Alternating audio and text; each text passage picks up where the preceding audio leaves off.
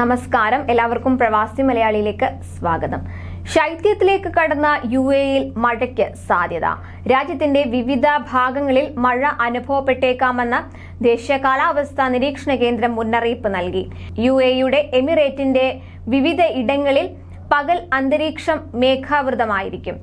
പലയിടങ്ങളിലും പകൽ സമയത്ത് താപനില കുറയാനും സാധ്യതയുണ്ട്. വാഹനം ഓടിക്കുന്നവർ ജാഗ്രത പാലിക്കണമെന്ന് കാലാവസ്ഥാ നിരീക്ഷണ കേന്ദ്രം മുന്നറിയിപ്പ് നൽകിയിട്ടുണ്ട്. വാഹനം ഓടിക്കുമ്പോൾ കാഴ്ചപരിധി കുറയുമെന്നും പറയുന്നു. അതേസമയം ഇടത്തരമോ ശക്തമായതോ ആയ കാറ്റ് വീശുമെന്നും മുന്നറിയിപ്പിൽ പറയുന്നു. അറേബ്യൻ ഉൾക്കടലും ഒമാൻ കടലും പ്രക്ഷുബ്ധമായിരിക്കുമെന്നും ദേശീയ കാലാവസ്ഥാ നിരീക്ഷണ കേന്ദ്രം അറിയിച്ചു. സൗദി അറേബ്യയുടെ ചില പ്രദേശങ്ങളിൽ വരും ദിവസങ്ങളിൽ മഴയും ആലിപ്പഴ വർഷവും തുടരുമെന്നും കാലാവസ്ഥാ നിരീക്ഷണ കേന്ദ്രം അറിയിച്ചിട്ടുണ്ട്.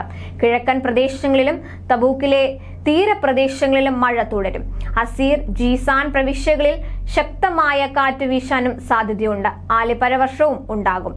മക്ക, മദീന, വടക്കൻ അതിർത്തികൾ, അൽജൌഫ്, തബൂക്ക്, ഹായിൽ, അൽഖസീം, കിഴക്കൻ റിയാദ് പ്രവിശ്യകളുടെ വടക്കൻ ഭാഗങ്ങളിലും വരും ദിവസങ്ങളിൽ താപനിലയിൽ കുറവ് അനുഭവപ്പെടും. ചെങ്കടലിന്റെ വടക്ക് കിഴക്ക് ഭാഗങ്ങളിൽ 15 മുതൽ 35 വരെ കിലോമീറ്റർ വേഗതയിൽ ഉപരിതല കാറ്റ് വീശാനും സാധ്യത നിലനിൽക്കുന്നു.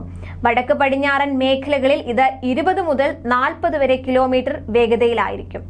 മക്കയിൽ 25 degree Celsius, Medina, Riyadh 21, Jeddah 27, Dammam 22, Abha 17, Tabuk 16 എന്നിങ്ങനെയാണ് ശനിയാഴ്ച രേഖപ്പെടുത്തിയ താപനില.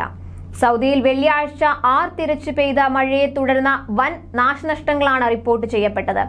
മക്കയിൽ അതിരൂക്ഷമായ വെള്ളക്കെട്ട് രൂപപ്പെട്ടു. അതിശക്തമായ മഴയെ തുടർന്ന് മക്കയിലെ കെട്ടിടങ്ങളിൽ വെള്ളം കയറുന്നതിന്റെയും വാഹനങ്ങൾ ഒലിച്ചു പോകുന്നതിന്റെയും ദൃശ്യങ്ങൾ സോഷ്യൽ മീഡിയയിൽ പ്രചരിച്ചിരുന്നു.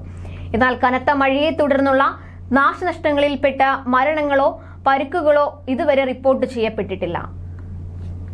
ആഘാതങ്ങൾ വിലയിരുത്താൻ രാജ്യത്ത് സിവിൽ ഡിഫൻസ് ജനറൽ ഡയറക്ടറേറ്റ് കമ്മിറ്റികൾ രൂപീകരിച്ചിട്ടുണ്ട്.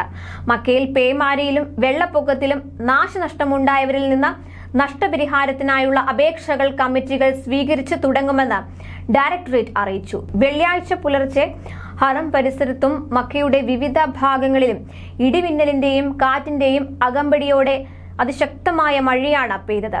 റോഡിന്റെ നടുവിൽ വൻതോതിൽ വെള്ളം കെട്ടിക്കിടന്നതിനാൽ മുനിസിപ്പാലിറ്റിയും ട്രാഫിക് വകുപ്പും മക്ക അൽ ഷറായ ഹൈവേ ഒരു വിഭാഗം അടച്ചിരുന്നു.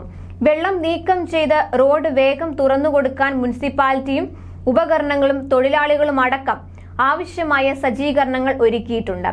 അടിയന്തര സാഹചര്യം നേരിടാൻ പ്രധാന റോഡുകളിൽ സിവിൽ ഡിഫൻസ് സംഘങ്ങളും നിലയുറപ്പിച്ചിരുന്നു. കൂടുതൽ പ്രവാസി വാർത്തകൾക്കായി ഈ ചാനൽ സബ്സ്ക്രൈബ് ചെയ്യൂ.